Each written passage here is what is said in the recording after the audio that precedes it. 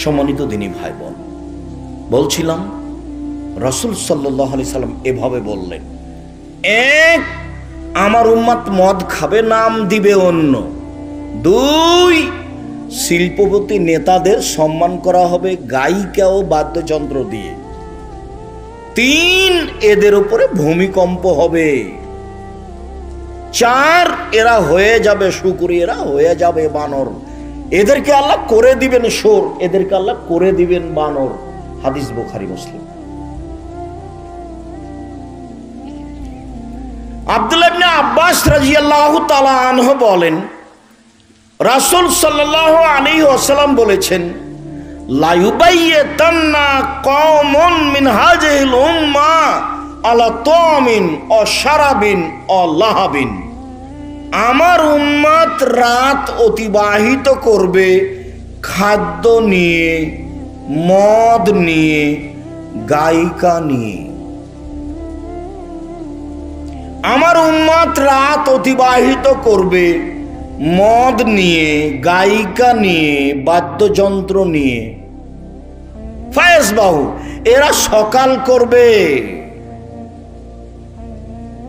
ফামসাখু কিরদাতানা খানাজিরা, তখন তারা নিজে নিজেই হয়ে যাবে সুর, তারা নিজে নিজেই হয়ে যাবে বানর, তখন তারা নিজে নিজে হয়ে যাবে শুকুর, তারা নিজে নিজে হয়ে যাবে বানর। সন্ধ্যায় থাকবে মানুষ, সকালে হবে বানর, একবারে হুবাহু। সন্ধ্যায় থাকবে মানুষ, সকালে হবে শুকুর সুর, একবারে হুবাহু।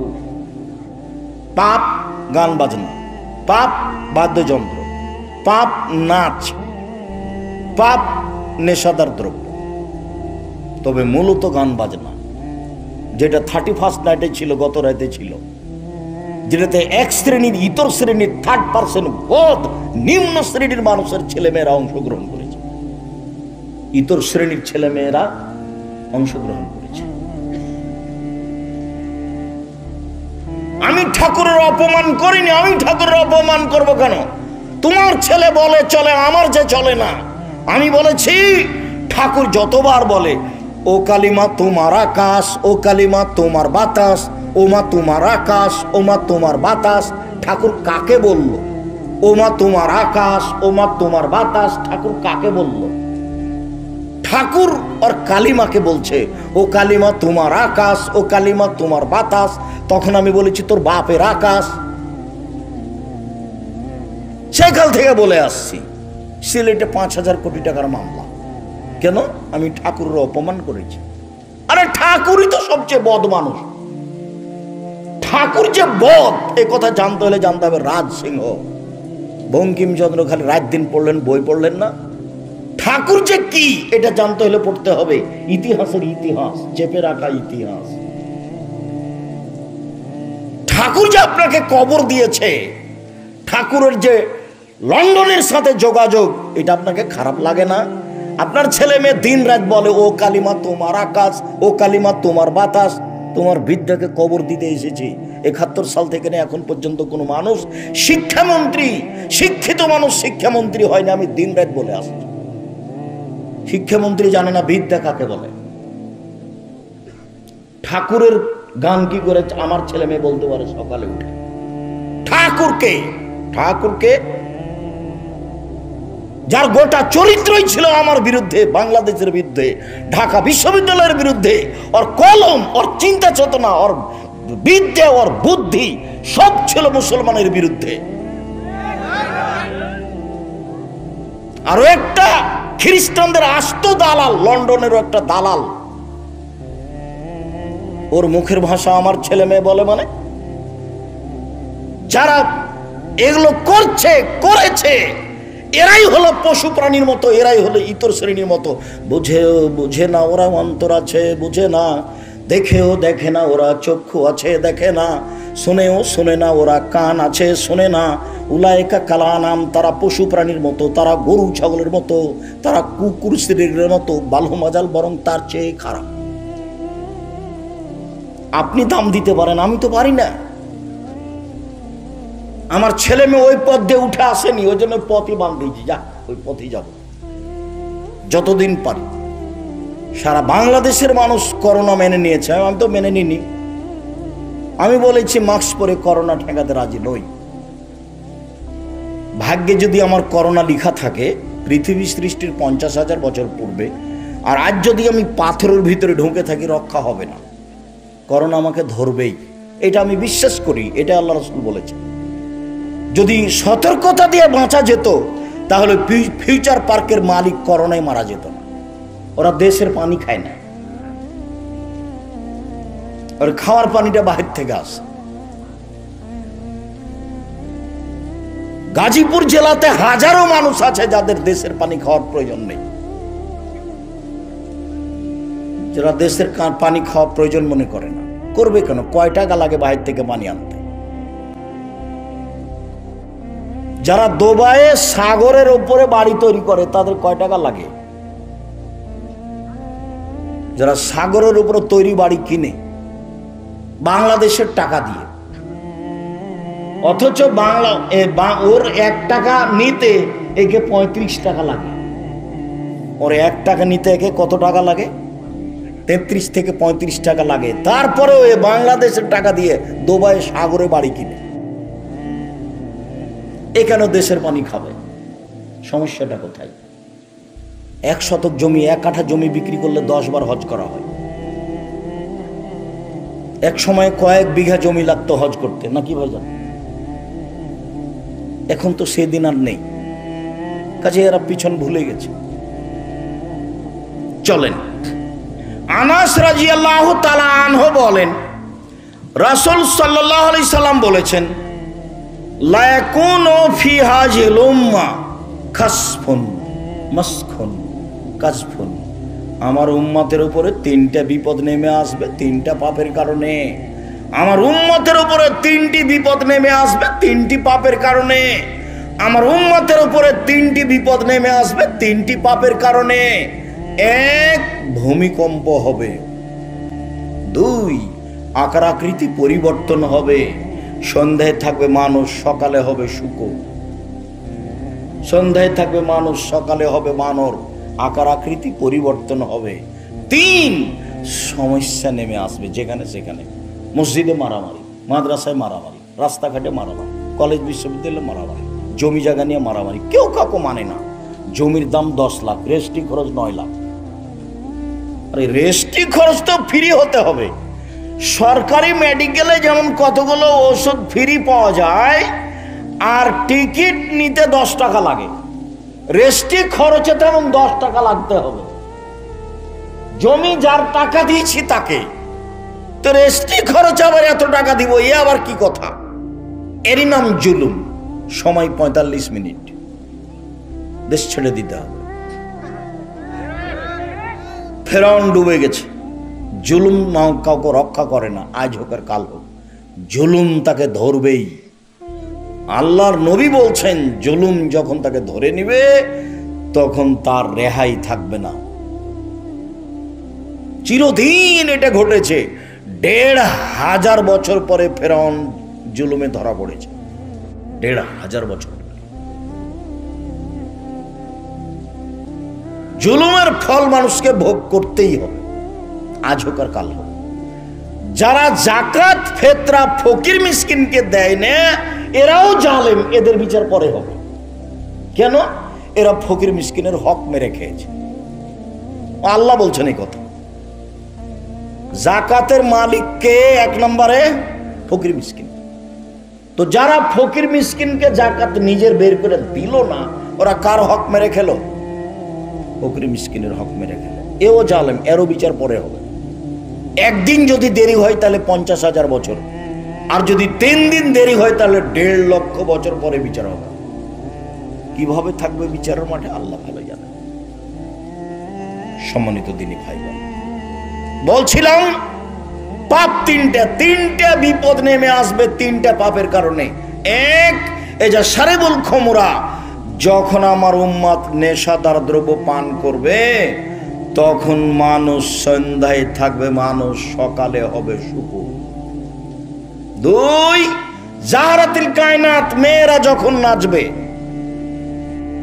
তখন আমার উম্মত সন্ধ্যায় থাকবে মানুষ, সকালে হবে বানর শুকর। মেয়েরা নাচবে, সব মোবাইলে মেয়ে নাচে প্রায়। সব দোকানে প্রায় মেয়ে নাচে, সব ঘরে মেয়ে নাচে, টিকতে পারে না। টিকবে কি দিয়ে?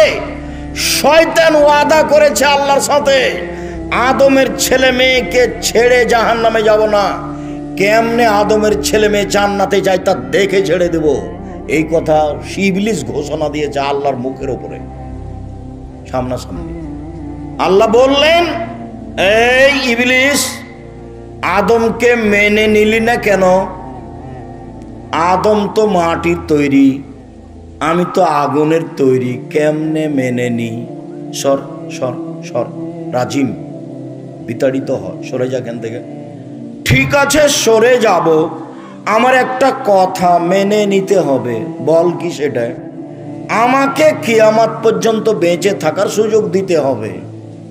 আচ্ছা দিলাম, একটা সময় পর্যন্ত দিলাম। তাহলে ইবলিসের বয়স হাজার হাজার বছর, হাজার হাজার বছর, কিয়ামত পর্যন্ত বেঁচে থাকবে। যখন আল্লাহ বললেন যে ঠিক আছে দিলাম, তখন ইবলিস বলছে, রব্বি, হে আমার প্রতিপালক। বলার ঢং, ইবলিস বলছে, রব্বি, হে আমার প্রতিপালক, তোমার সম্মানের কসম, তোমার মর্যাদার কসম, তোমার ইজ্জতের কসম, আদমের ছেলেমেয়ের দেহে যতক্ষণ পর্যন্ত শ্বাস থাকবে, ওকে আমি ভুল পথে নিয়ে যাবই। আমি একাই জাহান্নামে যাব, ওকে নিয়েই যাব। কিভাবে নিয়ে যেতে হবে সেটা আমার ব্যাপার। ইবলিস ঘোষণা দিয়েছে আল্লাহর সামনে, আপনি ফাঁদে এমনি পড়ছেন? সহজ, বেঁচে থাকা খুব কঠিন। তখন আল্লাহ বললেন না যে তুই পারবি না, এ কথা বললেন না। এখন আল্লাহ বলছেন, এই ইবলিস শোন, ও ইজ্জতি ও জালালি ও ইরতেফায়ে মাকানি, আমার সম্মানের কসম, আমার মর্যাদার কসম, আমার ইজ্জতের কসম, শুনে রাখ ইবলিস, আদমের ছেলে মেয়ে যতবার বলবে আমার ভুল হয়েছে, ততবার আমি ক্ষমা করে দেব। তাহলে তো কথা এইদিকে থাকলো, ওইদিকে তো আর থাকলো না। যদি আল্লাহ বলতে না পারবি না, তাহলে একটা হতো। এখন তাহলে আমার কাছে থেকে গেল আস্তাগফিরুল্লাহ ওয়া আতুবু ইলাইহি, আস্তাগফিরুল্লাহ ওয়া আতুবু ইলাইহি, আস্তাগফিরুল্লাহ আল্লাযী লা ইলাহা ইল্লা হুয়াল হাইয়ুল কাইয়্যুম ওয়া আতুবু ইলাইহি, রব্বিগফিরলি ওয়া তুব আলাইয়া ইন্নাকা আনতাত তাওয়াবুর রাহিম। দিনের রাতে আপনি, আপনার স্ত্রী, আপনার মেয়ে, আপনার বউ একবারে জেনা, বন্যের মতো জেনা চলছে বাড়ি ঘরে। আল্লাহ নবী বলছেন, আইনান তাজনিনা জিনাহমান নাজরো, দুই চোখের জেনা হচ্ছে চোখ দিয়ে দেখা, অলোজনানে জেনাহমাল ইস্তেকমাও, দুই কানের জেনা হচ্ছে কান দিয়ে শোনা, অলিয়াদ জেনাহাল বাদশ, হাতের জেনা হচ্ছে হাত দিয়ে ধরা, ও রিজল জেনাহাল মাসি, পায়ের জেনা হচ্ছে এই পথে চলা, জেনাল কলব তাতামান্না তাশতাহি, অন্তরের জেনা হচ্ছে পরিকল্পনা করা, জেনাল লিসানান উতক, জিহ্বার জেনা হচ্ছে কথা বলা। সব জেনার মাধ্যম। এই মোবাইল চলবে না, নোকিয়া মোবাইল ব্যবহার করেন, আপনাকে রাতে শতবার বেপা ফেলবে। খালি কান ধরে তোবা করেছেন, আর মোবাইল দেখবো না, রাত 12টা 1টা হয়ে গেছে, আপনি মোবাইলটা রেখেছেন, দেখছেন আবার রাত 2টায় আবার হাত লাগিয়েছে। আপনার মেয়ে, আপনার ছেলে, আমার মেয়ে, আপনার ছেলে, সবার একই ব্যাপার। মেয়ে মানুষকে উলঙ্গ অবস্থা দেখার জন্য হন্যে হয়ে মেতে আছে মহিলা। আর এই বোকা ছেলে বুঝে না যে আমি যে তার সাথে জেনার গল্প করলাম, তো এই মেয়ে কত খারাপ, আরো হাজারো মেয়ের সাথে গল্প করে, ছেলের সাথে গল্প করে, এটা তুমি বুঝো না কেন? আর ওই বোকা মেয়ের একটু বোঝা দরকার, যে ছেলে আমার সাথে এগুলো গল্প করে, সেই ছেলে আরো হাজারো মেয়ের সাথে এরকম গল্প করে। একবার অভ্যাস খারাপ হয়ে গেছে, মানে কেউ পায়খানা হয়ে গেছে। মানুষ অভ্যাসের দাস। সেদিন বলছিলাম, মনে আছে কিনা, মিশরে যখন আমি গেলাম, তো ফিলিস্তিনি গাজাবাসীদের সহযোগিতা করার একটা দিন করা হয়েছে, আব্দুর রহিম করেছে, আমিও সেদিন উপস্থিত আছি। তা আমি যে প্যাকেটগুলোতে খাদ্য দেওয়া আছে, জিনিস দেওয়া আছে, আমি এভাবে হাত দিয়ে দিচ্ছি, তো সবাই খালি বাম হাতে নিচ্ছে। মেয়েগুলো উচ্চ শিক্ষিতা মেয়ে আছে, সব মাস্টার ডিগ্রি পাস মেয়ে, কম বয়সের আছে, বেশি বয়সের আছে, ছেলে আছে, মেয়ে আছে, অনেক, প্রায় হাঁপাহাঁপি ছেলে, হাঁপাহাঁপি মেয়ে আছে, কেউ বোরকা পরে আছে, কেউ গেঞ্জি গায়ে দিয়ে আছে। তা আমি যখন দিচ্ছি তখন সবাই বাম হাতে নিচ্ছে, তা আমি একটু থেমে গেলাম, দিয়ে কয়েকটা হাদিস শোনালাম ডান হাতের। তা আমি যখন বললাম তখন আমার মনে হলো যে ওরা আমার চেয়ে বেশি বুঝছে, কেন? ওরা মূলত আরবি, আর আমি যেটা বলছি তার ভাষা হলো আরবি। মুহাম্মদ সাল্লাল্লাহু আলাইহি ওয়াসাল্লামের মূল আরবি হচ্ছে ফিলিস্তিনিরা। সব নবীর বাড়ি হলো সৌদি আরব, ফিলিস্তিনে সব নবীর থাকার জায়গা। এই যে আব্দুল্লাহর বই আছে দেখেন, ফিলিস্তিন, কেন যে পড়েন না? সারা পৃথিবীর প্রত্যেকটা বাঙালিকেই পড়া দরকার এই বই। ফিলিস্তিন, ফিলিস্তিন নিয়ে আব্দুল্লাহর বই আছে, উপস্থিত বের করেছে, পুরো পরিস্থিতি লেখা আছে।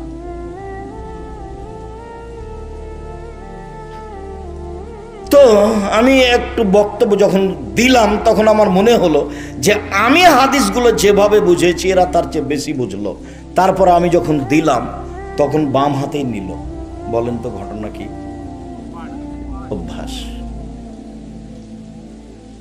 অভ্যাস কত খারাপ। অথচ ওরা মুসলমান, অথচ ওরা আরবি বুঝে। শুধু বুঝে নাই, ওরাই হলো মূল আরবির মানুষ, আরবি ভাষার মানুষ। ওরা মূল আরবি ভাষার মানুষ, তারা বাম হাতে নিল। অভ্যাস, মানুষে বলে মানুষ অভ্যাসের দাস। বলতে আছেন আর বাম হাতে আপনি চা খাচ্ছেন, পানি খাচ্ছেন, বলতে আছেন। সম্মানিত দিনী ভাই বোন, তিনটা পাপ: এক, নেশাদার দ্রব্য পান করবে; দুই, মেয়েরা নাচবে; তিন, বাদ্যযন্ত্র প্রকাশ পাবে। বাদ্যযন্ত্র ঘুরে, তিনটাই হলো নেশাদার দ্রব্য, বাদ্যযন্ত্র আর মেয়েদের নাচ গান বাজনা। তাহাজ্জুদ পড়তে উঠেছে মুরব্বী মানুষ, 80 বছর বয়স, তাহাজ্জুদ পড়তে উঠেছে। অভ্যাস তাহাজ্জুদ পড়া। উঠে বিশাল টিভি আছে ঘরে, একটু চালু করে দেখি কি হচ্ছে। এখন খালি চালু করতে চলে এসেছে বিশাল আকৃতির ল্যাংটা মেয়ে। কোথায় তাহাজ্জুদ গেল? চরিত্র ধ্বংস হয়ে গেলে ফিরে আনতে পারবেন না। চলেন এবার আল্লাহ রাসূল এ ব্যাপারে আফসোস করে বলেছেন, আল্লাহ রাসূল এ ব্যাপারে দুঃখ করে বলছেন।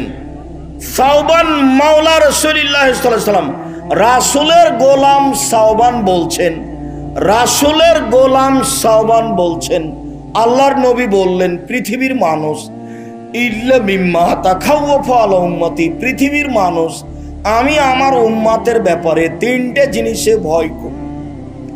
পৃথিবীর মানুষ আমি আশঙ্কা করি আমার উম্মতের ব্যাপারে তিনটে জিনিসের, তিনটে বিষয় আমি আশঙ্কা করি আমার উম্মত বিপদগ্রস্ত হবে। পৃথিবীর মানুষ শুনে রেখো: এক, আইম্মাতি মুজিল্লিন, ভ্রান্ত হুজুর। এই বাচ্চা, এই ভ্রান্ত হুজুর, ধর্ম বিক্রি করবে হুজুর, এটা আমার ভয়। এ কথা কে বলছেন? মুহাম্মদ সাল্লাল্লাহু আলাইহি ওয়াসাল্লাম বলছেন। ধর্ম বিক্রি করে খাবে হুজুর, এই কথা মুহাম্মদ সাল্লাল্লাহু আলাইহি ওয়াসাল্লাম বলছেন। আজ যদি উমর রাদিয়াল্লাহু তাআলা বাংলাদেশে বেঁচে থাকতেন বাংলাদেশের শতকরা 95 জন হুজুরের আজীবন জেল হতো। এরা কেউ বাইরে থাকতে পেত না। ধর্ম তো পৈতৃক সম্পত্তি নয়, ধর্ম পৈতৃক সম্পত্তি নয়। কেসা কাহিনী দিয়ে বক্তব্য চলে না। বক্তব্য শুনলে আপনি অবাক হবেন। ওর বক্তব্য যখন শুনি তখন আমার মনে হয় এগুলো তো পুঁথির গান। আমাদের চাঁপাই নবাবগঞ্জে ভাদ্র মাসে ধানের কাজগুলো শেষ করার পরে গরমে মানুষ বাহিরে বসে পুঁথির বই পড়তো, তাতে লেখা থাকতো 6 মাসের রাস্তা মর্দ 6 দিনে গেল, ঘোড়ায় চড়িয়া মর্দ হাঁটিয়া চলিল। এটা হলো ধর্ম। 6 মাসের রাস্তা মর্দ 6 দিনে গেল, ঘোড়ায় চড়িয়া মর্দ হাঁটিয়া চলিল। ফাতেমা কান্দিয়া কয় আজ বুঝি হুসাইন কারবালাতে শহীদ হয়। ফাতেমা কান্দিয়া কয় আজ বুঝি হুসাইন কারবালাতে শহীদ হয়। যেদিন হুসাইন বলছি মুকসেদুল মুমিনিন, একটা ধর্ম শিক্ষা বই মুকসেদুল মুমিনিন, তাতে একটা হেডলাইন আছে অবিবাহিত ছেলেমেয়ের পড়া নিষেধ। তো যে দেখে সেই পড়ে, যে দেখে সেই পড়ে। আমিও পড়েছি, তবে আমি বিবাহ করার পরে পড়েছি, আগে আমি দেখিনি পড়তাম কিনা। তো বিবাহ করার পরে পড়েছি। দেখ হেডলাইনের পরে লেখা আছে সফরের পূর্বে স্ত্রী মিলন হলে ছেলে ভ্যাংচা হয়। সফরের পূর্বে স্ত্রী মিলন হলে ছেলে ভ্যাংচা হয়। ভরা পেটে স্ত্রী মিলন হলে ছেলে টেরা হয়, ভরা পেটে স্ত্রী মিলন হলে ছেলে টেরা হয়, চন্দ্র সূর্য গ্রহণের সময় স্ত্রী মিলন হলে ছেলে কানা হয়। আল্লাহর হস্তে পুরো আলোচনাটা মিথ্যা, একবারে নগদ মিথ্যা। শুধু মিথ্যা নয়, কোরআন মাজিদের হুবাহু বিপরীত। মিথ্যা। কোরআন মাজিদে আল্লাহ বলছেন নিসাউকুম হারসুল্লাকুম ফাতু হারসাকুম আনাশাতুম, তোমাদের স্ত্রী তোমাদের জমি, তোমাদের স্ত্রী তোমাদের ক্ষেত, তোমাদের স্ত্রী তোমাদের জমি, তোমাদের স্ত্রী তোমাদের ক্ষেত। তোমরা তোমাদের স্ত্রীদের কাছে আসো তোমাদের ইচ্ছা মতো, সকালেই কি, বিকেলেই কি, দুপুরেই কি, ভরা পেটেই কি, সফরের পূর্বেই কি, চন্দ্রগ্রহণ লাগলে কি আর না লাগলে কি। এ কথা আল্লাহ বলছেন, আর লেখক এভাবে বলছে। মানে কলমে ও মুখে মিথ্যা ধর্ম পরিপূর্ণ হয়ে আছে। পৃথিবীর মানুষ শুনে রেখো, আমি দুঃখ প্রকাশ করে গেলাম জাতির সামনে। এক, ভ্রান্ত আলেম হবে, ধর্ম বিক্রি করবে, বিকৃত ধর্ম প্রচার করবে। এক। দুই, সাতাবদ কাবাইল মিন উম্মতিল আওসান, আমার উম্মত মূর্তি পূজা করবে, ছবি মূর্তি সুন্দর করে বাড়িতে রাখবে। আপনার স্ত্রী একটা তরকারির বাটি কিনেছে, সেটা হলো রুই মাছ, আয়না কিনেছে, সেটা হলো কাতল মাছ, আর আপনার নাতনির জন্য পুতুল কিনেছেন, বলছে এটা কাপড়ের পুতুল, প্লাস্টিকের পুতুল। বাচ্চার পেশাব পায়খানার জন্য একটা পট কিনেছেন, সেটা হলো ঘোড়া। আমাদের বাড়িতে এগুলো 2 মিনিট থাকার সুযোগ নাই, 2 মিনিট, 1 মিনিট থাকার সুযোগ নাই। অথচ আপনার বাড়িতে মাছ মাছ আছে। কি দিয়ে আপনি বুঝাতে চাচ্ছেন যে আমি মুসলিম? এটা আমার বুঝে আসে না। ঢাকার এক এমপির কাছে গেছি আমি একটা কথা বলার জন্য, তা আমি বলছি ভাইজান ছবি মূর্তিগুলো একটু সরাতে হবে। তখন আমাকে বলছে আরে বসেন। জি না, আমি বসবো না, আপনাকে সরাতে হবে। আমি বলছি আমি খাঁটি আহলে হাদিস, আমাকে বলছে আমি খাঁটি আহলে হাদিস। তার পাশে তখন বাঘের মূর্তি আছে। বলেন তো কি করে খাঁটি আহলে হাদিস হলো? তা আপনার ওর বাড়িতে বাঘ আছে আর আপনার বাড়িতে কাঁকড়া আছে, কাঁকড়া শোকেজা আছে, পুতুল আছে। আমার উম্মত মূর্তি পূজা করবে। বিত্তশালী বলছে আমার মাকে আমি খুব ভালোবাসি, আমার মায়ের ছবিটা সুন্দর করে সাজিয়ে ঝুলিয়ে রেখেছি। তখন আমি বললাম যে আপনি কাপুরুষ, আপনি ঘৃণিত মানব, আপনি কুসন্তান। কে বলেছে আপনি আপনার মাকে সম্মান করেন? আপনার মাকে যদি আপনি সম্মান করতেন তাহলে মাকে কবর দিয়ে এসে বাড়িতে ঢুকে মায়ের যে হজ করা পাসপোর্ট সাইজের ছবিটা ছিল ওকে টুকরা টুকরা করে ছিঁড়ে ফেলে কবরের পাশে গিয়ে হাত তুলে দোয়া করতেন, তাহলে আপনি হতেন শিক্ষিত সন্তান। আপনি তো কুসন্তান, বদ মানুষ আপনি। আপনি বলছেন আমার মাকে সম্মান করি এভাবে ছবি সাজিয়ে রেখে। জাতির সামনে আমি দুঃখ পেশ করে গেলাম। মুহাম্মদ সাল্লাল্লাহু আলাইহি ওয়াসাল্লাম বলেন আমার উম্মত মূর্তি পূজা করবে। 3,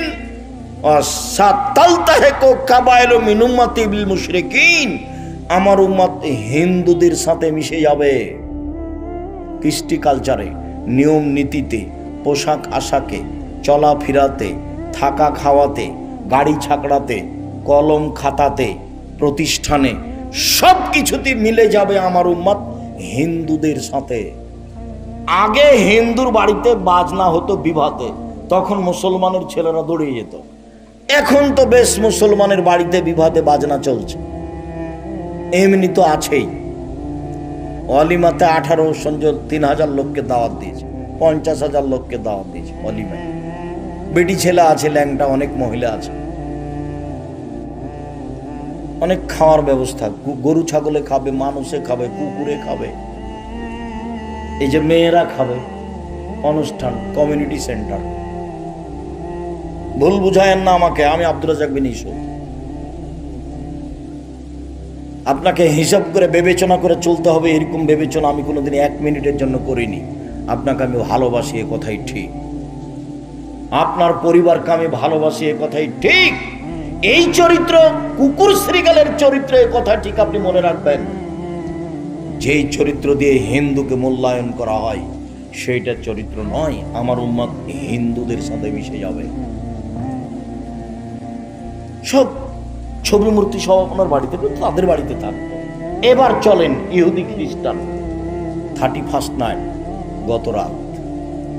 এবার চলেন আব্দুল্লাহ ইবনে উমর বলেন, রাসূল সাল্লাল্লাহু আলাইহি ওয়াসাল্লাম বলেছেন, লা ইয়াতিয়ান্না আলা উম্মতি কামা আতা আলা বানি ইসরাঈল, আমার উম্মত মিশে যাবে ইহুদি খ্রিস্টানদের সাথে। ডান হাতের বিঘত যেমন বাম হাতের সমান, সমান সমান হয়ে যাবে চাল চলনে, পোশাক আশাকে, কৃষ্টি কালচারে, সব কিছুতেই তাদের মতো হয়ে যাবে। আবার বলছে, ডান পায়ের জুতা যেমন বাম পায়ের সমান, পোশাক আশাকে, বাপে হজ করে উমরা করে, পাঞ্জাবি গায়ে দেওয়া আছে, টুপি মাথায় আছে, মেয়েটার গায়ে গেঞ্জি আছে, স্কিন পায়জামা আছে। এইটা হলো একটা শিক্ষিত ফ্যামিলি, পরিবার। এটা হলো পেশাব পায়খানা সমতুল্য পরিবার।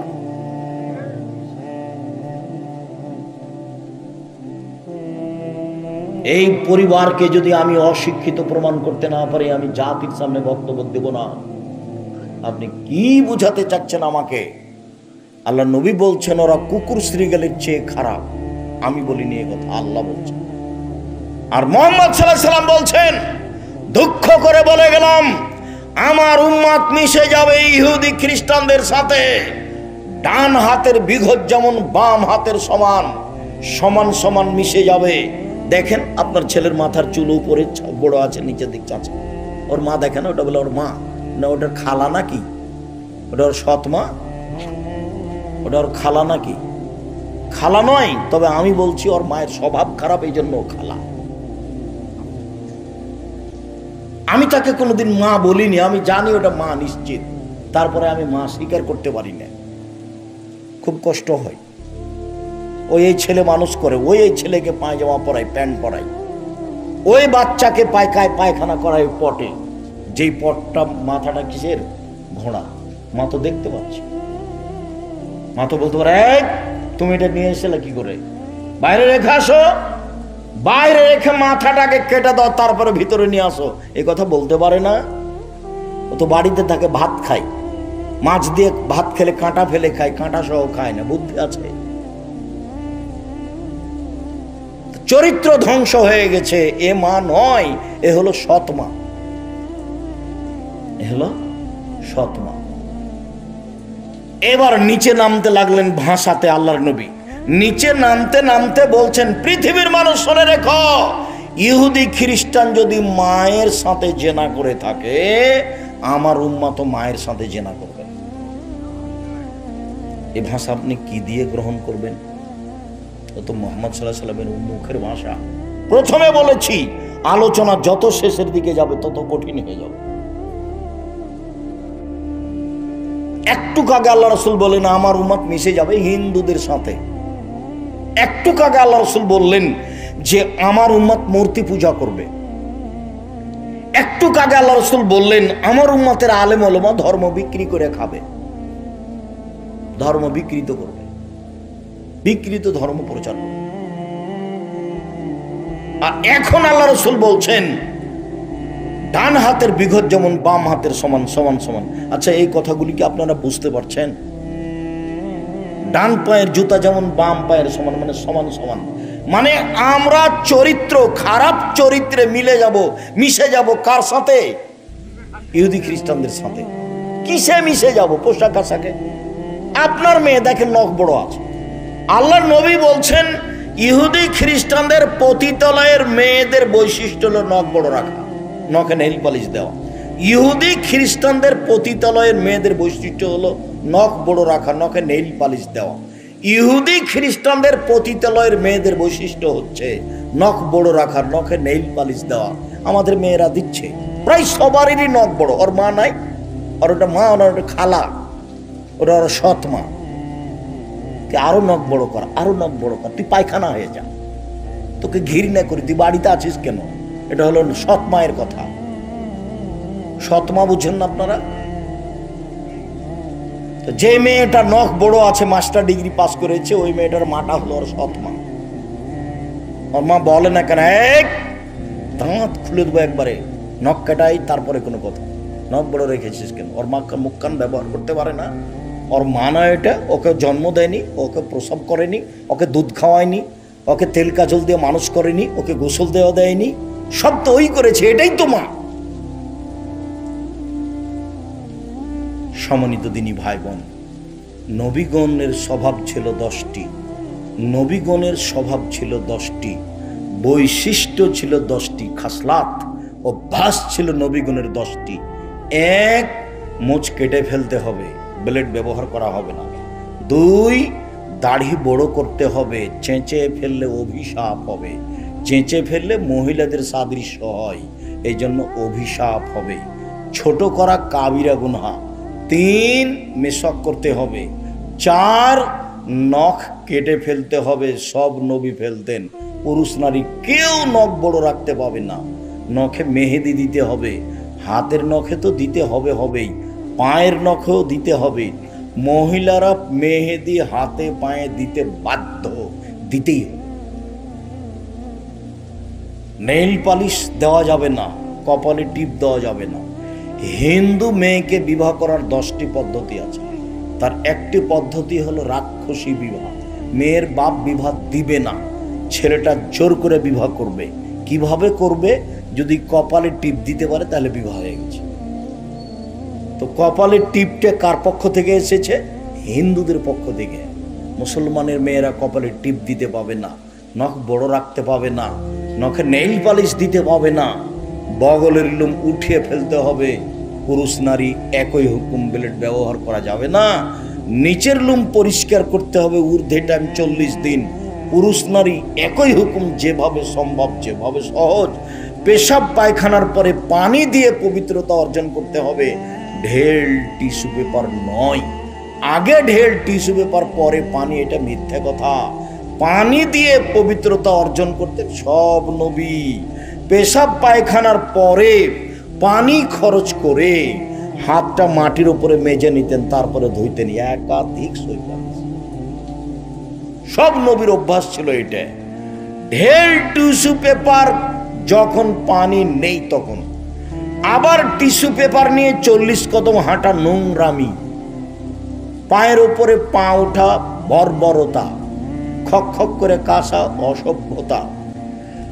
ও যে 40 কদম হাঁটছে ঢেল টিস্যু পেপার নিয়ে, আর খক খক করে কাশছে, পায়ের উপরে পা উঠাচ্ছে, ও পবিত্র হয়ে জান্নাতে যেতে চায়, ওর বউকে করা লাগবে না? ওর বউ ঢেল নিয়ে 40 কদম হাঁটবে, ওর বউ ঢেল টিস্যু পেপার নিয়ে 40 কদম হাঁটবে, খক খক করে কাশবে, পায়ের উপরে পা উঠাবে। কেন? ও যে যখন হাঁটে আর খক খক করে কাশে ঢেল নিয়ে, তখন মহিলাকে দেখলে কেমন কেমন লাগে। তো মহিলাও যদি এভাবে চলে, তাহলে পুরুষকে দেখতে কেমন কেমন লাগবে? একই কথাই।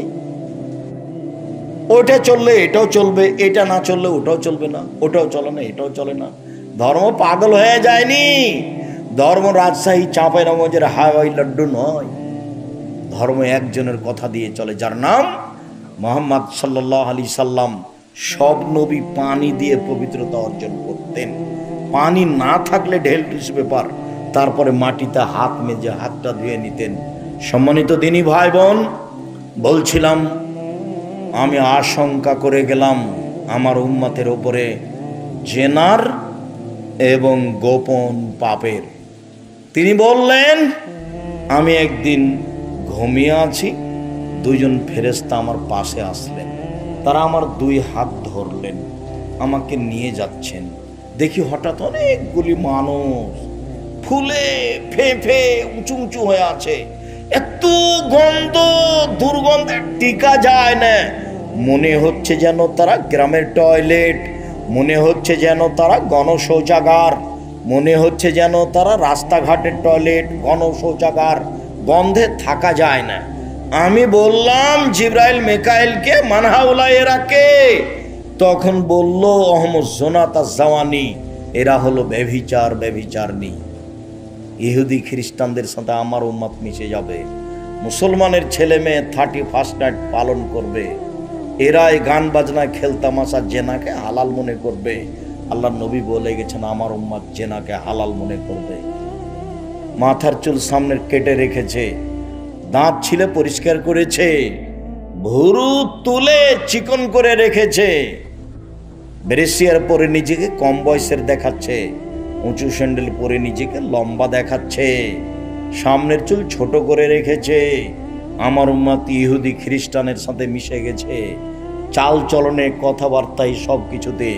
আল্লাহ নবী বলছেন যে যারা জেনায় লিপ্ত হয় এসব মহিলাদের লজ্জা স্থানের গন্ধে জাহান্নামীরা জাহান্নামে থাকতে পারবে। তাদের লজ্জা স্থান এত গন্ধ করবে যারা জেনায় লিপ্ত হবে, একথা আল্লাহ রাসূল বলছেন। সম্মানিত দিনী ভাই বোন, আমি আলোচনা লম্বা করলাম না, তারপরে মনে হয় অনেক হয়ে গেছে। মনে কিছু নিয়েন না, গান বাজনা বাদ্যযন্ত্রের ফলাফল মানুষ সর হয়ে যাবে, বানর হয়ে যাবে। একটু একটু বানর হবে কেন, শুকর হবে কেন, বানর হবে কেন, সর হবে কেন, কুকুর হয়ে যাবে এটা কেন হলো না, শৃগাল হয়ে যাবে এটা কেন হলো না, সিংহ হয়ে যাবে এটা কেন হলো না, সাপ হয়ে যাবে এটা কেন হলো না? কেন হবে বানর, কেন হবে সর, কেন হবে বানর, কেন হবে সর? পৃথিবীতে সবচেয়ে অনুকরণীয় প্রাণী কে বলতে পারে? বানর। বানরই বউ হয়ে হাঁটতে পারে, বানরই সবকিছু কাজ করতে পারে, পুরুষের মানুষের অনুকরণ করতে পারে বানর। এই জন্য মুসলমানেরা যখন ইহুদি খ্রিস্টানের অনুকরণ করবে তখন আল্লাহ বলবেন তুই এখন বানর হয়ে যা। আর একটা পৃথিবীতে প্রাণী আছে যার কোনো অনুভূতি নেই, গরুর অনুভূতি আছে, গরুর। এখানে আপনি একটা গরু জবাই করেছেন আজকে, কালকে আপনি গরু আর একটা এখান থেকে টেনে নিয়ে যেতে পারবেন। বুঝাতে পারিনি কথা? ওর অনুভূতি আছে। এক জায়গাতে ঘাস উঁচু হয়ে আছে, তার মানে নিচে গোবর আছে। এখানে গরু ঘাস খাবে না, মানে গরুর অনুভূতি আছে। এই অনুভূতি শুকুরের শোরের নেই, কোনো প্রকার অনুভূতি নেই, কোনো প্রকার নেই। আর অনুভূতি বলে কোনো জিনিসই নাই শোরের। যেদিন মুসলমানদের অনুভূতি থাকবে না, ইহুদি খ্রিস্টানের জেনা নোংরা নীতিকে নির্দ্বিধায় মেনে চলবে, সেদিন এরা সন্ধ্যায় থাকবে মানুষ, সকালে হবে শোর। আমাকে দেখাচ্ছে যে মহিলা কলেজের প্রিন্সিপাল, আমাকে দেখাচ্ছে যে অত্যাধুনিক স্কুলের হেডমাস্টার, আর সব মেয়েকে ল্যাংটা পোশাক দিয়ে রেখেছে। হেডমাস্টার বলতে পারে পুরো স্কুলের কত মেয়ের শরীরের অঙ্গ প্রত্যঙ্গ কেমন, পূর্ণ বিবরণ দিতে পারে হেডমাস্টার। তার মানে ও হেডমাস্টার, তার মানে ও প্রিন্সিপাল। আমাকে ধর্ম দেখাচ্ছেন, বল হিসাব। এই বিদ দেখে কবর দিতে এসেছি, আপনি মনে রাখবেন। সম্মানিত দিনী ভাই বোন, চরিত্র পরিবর্তন করেন, এখনই করতে হবে। পৃথিবীতে জেনা করলে সকালে মানুষ শোর হবে, কথা বলেননি আল্লাহ নবী। সুদ খেলে সকালে শোর হবে, কথা আল্লাহ নবী বলেননি। মানুষকে হত্যা করা মহাপাপ, মানুষ হত্যা করার পরে সকালে শোর হয়ে যাবে, কথা আল্লাহ নবী বলেননি।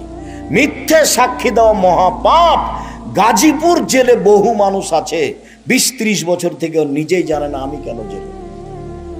জজ জানে না ঘটনা কি, উকিল জানে না ঘটনা কি, সাক্ষীও জানে না ঘটনা নাই। সাক্ষীকে বলেছে কত টাকা লাগবে রে? 1 লক্ষ টাকা লাগবে। তাহলে তুই আমার মতো বলবি, হ্যাঁ হ্যাঁ ঠিক আছে। এখন সাক্ষী বলছে জজের সামনে, আমি 2 চোখে মারতে দেখেছি। যার কথা বলছে মারতে দেখেছি সে সেদিন এখানে ছিল না, ও রংপুরে ছিল। তাহলে সাক্ষী জানে না আসল ঘটনা কি, জজ জানে না আসল ঘটনা কি, উকিল জানে না আসল ঘটনা কি, যে সাজিয়েছে শুধু সেই জানে। সম্মানিত দিনী ভাই বোন, বলছিলাম ফিরে আসেন, চরিত্র পরিবর্তন করেন, নিজের ছেলে মেয়ের জন্য দোয়া করেন, রাতে উঠে নিজেকে বাঁচানোর চেষ্টা করেন, জামিয়া সালাফের সাথে ভালোবাসা রাখেন, ছেলে মেয়েকে শিক্ষিত করে গড়ে তোলার চেষ্টা করেন। জামিয়া সালাফের ছেলে মেয়ে পাঠান। আজকে ভর্তির তারিখ ছিল, যেহেতু এসেছি, কালকে যদি আপনি আপনার ছেলে মেয়েকে এখানে পাঠান রূপগঞ্জ কাঞ্চন ব্রিজ, তাহলে আমি ভর্তি করার জন্য বলে দিব, তবে রাজশাহীতে নেবে না। ছেলে মেয়েকে মানুষের মতো মানুষ করে গড়ে তোলেন, পশু প্রাণীর মতো করিয়েন না, গরু ছাগলের মতো করিয়েন না, কুকুর শ্রীগালের মতো করিয়েন না। যার চরিত্র হয়ে যাবে ইহুদির চরিত্র, যার পোশাক আশাক হয়ে যাবে খ্রিস্টানের পোশাক আশাক। এই থেকে বেঁচে থাকুন বাপ মা হিসাবে। যাওয়ার পূর্বে সবাই বইগুলো নিয়ে যাবেন।